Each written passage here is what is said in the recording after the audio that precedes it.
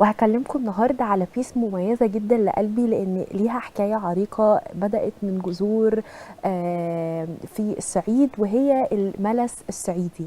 الملس الصعيدي بدأ في الصعيد. كان في الأول الستات محكوم عليها إن هي بتطل بإطلالة سوداء. الفستان من ماريان شانتال، مصممة الأزياء. فستان من ساتان، وكان عامله يناسب شخصية الموناليزا بتسريحة شعرها. بس كان الصراعات اللي كان بيتكلم عنها ان هي اتغيرت تماما من بعد ما اتجوزت واتصدمت في اهل جوزها. اصلا نفسه حب يخليه انتقامي، هي بتغيظ جوزها طليقها في المسلسل علي كلاي، بتغيظ عيلته، فعايزه تبين ان هي شخص غني قوي وعنده ميراث، شخص بينتقم.